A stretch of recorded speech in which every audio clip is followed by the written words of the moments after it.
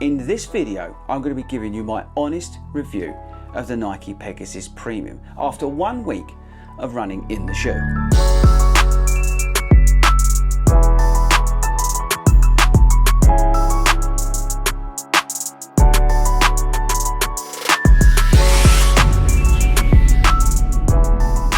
Hello everybody and welcome to FORDY Runs. My name is Chris Ford and I'm a running coach who loves to make YouTube videos about running and running shoes and other running content in general. And if you've not seen our live stream on a Monday or Friday, make sure you join us on those days. Okay team, so I didn't want to rush out the video on the Nike Pegasus Premium. I wanted to put them for a full week of marathon training. Now, like I said, I am training for the Brighton and London Marathon this spring, and my mileage is about 40 to 50 miles at the moment. If you are not following me on Strava, I want you to go over there right now and follow me, and you will see that I'm actually running in these shoes because I'm a runner and not an influencer. Now, the reason that's important is because I wanted to put the shoe through a full week of different bits and bobs that I've been doing to give the shoe a chance to shine, to get a bit of an understanding about it, not just push a video out after 8 miles, because where's the value in that? And I've come to a very strong conclusion, which some of you may like and some of you may not, but that'll come at the end of this video. And how this video is going to work, I'm going to give you all the stats and features about the Nike Pegasus Premium, how it fits into the new Nike lineup, where it fit into a rotation for you, and what its competitors are. We're then going to do the likes and dislikes, and then, like I said, I'm going to wrap it all up at the end, and I'm going to give you, well, what some would describe as a strong opinion. Oh,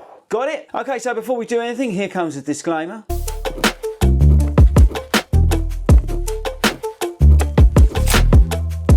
That should be my arse well and truly covered. And with that out of the way, all we need to do is ask you all to subscribe because we're trying to get to 22 million subscribers, and hopefully this video is going to help that. Or maybe it won't. Anyway, let's get on with the stats and features. Okay team, so here it is, the Nike Pegasus Premium. You've probably already seen about 10 million videos of this on YouTube. Now, this shoe's 190 pounds here in the UK. It weighs 344 grams in my UK 9.5. It's true to size, well, although it's a little bit narrow in places, and I'll come on to that. This is the top of the Pegasus lineup, and I'll come on to that as well. We've got 45mm stack down to 35 with a 10mm drop. We've got a really nice engineered mesh. It's one of the only positives of the shoe. We've got 3 layers in this shoe of foam and air zoom unit. So on the top we've got Zoom X, then we've got an air zoom full length unit, which is nice and sculpted, and then we've got React X on the bottom. We've got a lovely waffle tread outsole, and I think that's about it. Should we take a closer look? So there's the upper, which, to be fair to it, is actually quite nice. It's got all these overlays on it which are adding weight, but this strip here is reflective. They've gone for a premium feel, in fairness to them, so which is why the Nike swoosh has got a very nice overlay feeling to it. There's the lacing, which is a bit odd. We've got a very thick tongue on it, and almost a massive tongue actually. It's like a sail. We've got this thing on here, which I'm not sure why it's there. And we've also got this thing on the back, which I don't know why it's there. On this side again, you can see the sort of reflective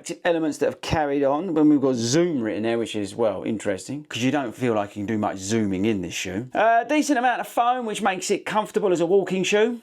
Oh, okay. I see what you did there. So there's the full-length air zoom unit, which actually, to be fair to them, they've sculpted it down to be like a more natural air zoom unit instead of like a flat piece. They have sculpted it to go with your foot, which is, well, good news in some respects, but bad in others. If you look on this side, this is the React X bit underneath. Yeah, it just goes down to here because this bit is just the outsole, and then they've gone here. I don't know if you can see that where it sort of cuts in.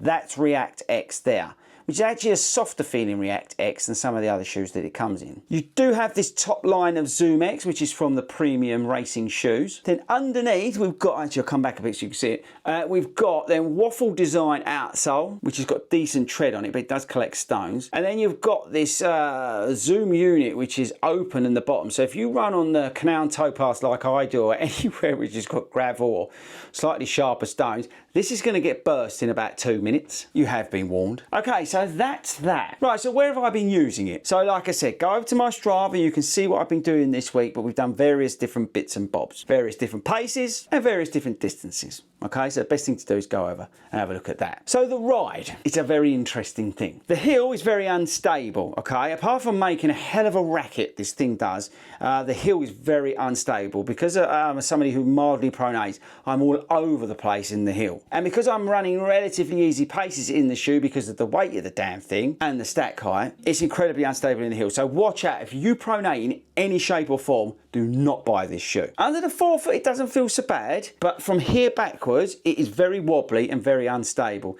and quite unnerving. Now, the fit is narrow, okay? It does cut in. I don't know whether you can see that, but it's narrower than it looks. You've got to be aware of that. If you have a wide foot, again, I would avoid this shoe like the plague. Do I notice the Zoom X on the top? No, not really. It could be React X for all I know. But because of the Air Zoom unit there, it sort of takes away the differences that you'd normally feel in the Zoom X. Does the Air Zoom unit work in terms of being slotted into the middle with the other things? Yes and no. Yeah, the forefoot is okay, but as soon as you come back here, it's massively unstable and you're sort of squishing all over the place. It just feels like you're at sea. It's like you're on a small boat and you're in the sea and you're doing this. It's very unnerving.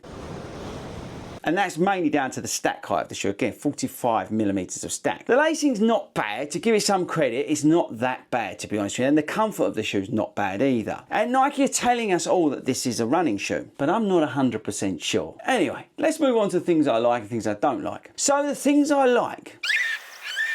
No, couldn't find any. Dislikes. You ready? I don't like this Air Zoom unit because it's unstable. I don't like the weight. I don't like the price. I don't like this thing on the back. It's really irritating me. I don't like the ride of it. It's just very sluggish. It's like an oil tanker trying getting up to speed. I don't like the fact that it doesn't work well. I think they've tried really hard to make this work, but it just doesn't. I don't like the fact of where it comes in here and it makes it even more unstable. Can you see that? I don't like the fact it's a bit narrow because I think that's going to put a lot of people off. And I don't like the fact that they put this at the top of the Pegasus lineup. It makes no sense to me. So how would I improve this shoe? Well, firstly, I'd sack off this full length Air Zoom unit. I'd reduce its weight. I don't know why they haven't gone for a TPU plate or something like that in this shoe. Now, apparently they are going to be doing a sort of Super Blast ish kind of shoe, but this ain't it. And that is actually one of the big problems with this shoe. If you think about it, this same price you can get the Super Blast 2, which doesn't just beat this shoe, it kicks it to Mars. How else would I improve it? I'd get rid of all these soppy overlays. Nobody needs this strip going around it. Make it a simple upper, people. I don't need a tongue that acts as a sail. Get rid of that, make it more of a racier feeling tongue. Now the Vomero lineup is your more max stacked, highly cushioned shoes. So put all that stuff on them, not on this. I'd sort out the lacing, I'd just make it a little bit better in terms of the lockdown. I'd get rid of all this stupid stuff because it's pointless. And I could be doing this all day, so we're gonna stop there. So look, I think you get where I'm going, people. This is a failed attempt from Nike at what I think they're trying to do is not a bad idea in terms of the new silos and everything, but this for me misses the mark. And that's mainly because at £190 you can get the Super Blast 2. If you want to be unstable, you can get the Neo Zen, which is a far better shoe. The Mag Max and Puma absolutely destroys this shoe. So there's no reason to buy this if you are a runner. Absolutely no point whatsoever. Now, it reminded me of the Cloud Monster from On, which is actually a better shoe than this. And that makes as much noise as this. This squeaks when I walk along in it. So you're better off buying the Cloud Monster. This has no place in anybody's shoe rotation. I don't care what you say, this just doesn't work for me. There's no reason to have this in my running shoe rotation because it's too heavy. It doesn't do what I would want it to do, which is cover the mileage pretty easily, but if I wanted to pick up the pace, I can. And I can do that in the Mag Max and the Super Blast 2 easily. It's unstable in the heel, and it just doesn't offer anything to me as a runner. So guys, look, this just doesn't work for me, and you're probably going to go completely nuts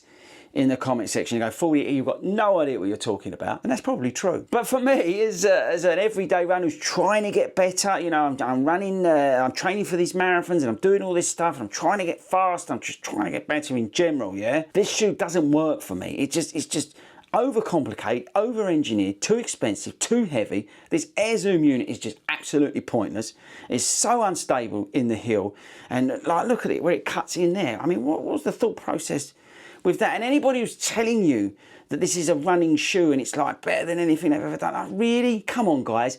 You know that there's better shoes out there than this. The Mag Max destroys this. The Super Blast 2 is so much better than this. The Neo Vista from Mizuno is better than this. Every other shoe that I can think of is better than this. This, my friends, is only good for wearing around at the shopping mall with your family. Okay, there we go. You asked for it. I gave it to you. Some say some of you ain't gonna like it, but I can only tell you what I think about the shoe, all right? That's my honest opinion. Doesn't work for me, might work for you, and I hope it does, because if you're shelling out £190 on that shoe, I genuinely hope it works for you. But there we go, people. That's it. If you are from Nike, please send me an email, fordyruns@hello.com, and let me know exactly what you think about my video. I'll be super interested to delete that. But that's it, guys. Don't forget to subscribe, and I shall catch you all later.